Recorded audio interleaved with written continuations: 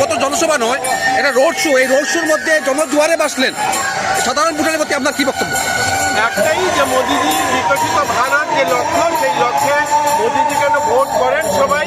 এবং কৃষি সিং দেববর্মন এই রাজ্যের রাজকন্যা, তিনি এখানকার ভূমিকন্যা, এখানকার মালিকের কন্যা, যে রাজ পরিবারের ত্রিপুরাতে অনেকগুলো স্থাপত্য, ত্রিপুরার অনেকগুলো অবদান সেই পরিবারের এই কন্যা দাঁড়িয়েছে। আমরা চাই ওনার মাধ্যমে ত্রিপুরার অগ্রগতি আরও এগোক, মোদিজির হাত আরও শক্তিশালী হোক।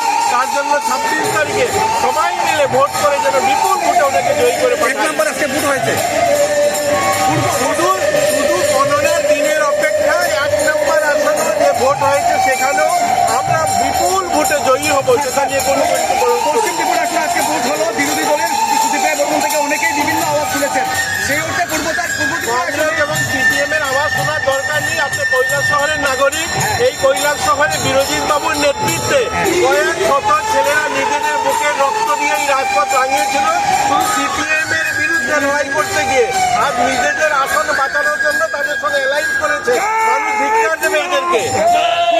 শান্তিপূর্ণ নির্বাচন সম্বন্ধে কি বলবেন? শান্তিপূর্ণ নির্বাচন হয়েছে, সবাই বেরিয়েছে, ভোট হয়েছে, সফল ভোট, এবং সবাই ভোট দিয়েছে।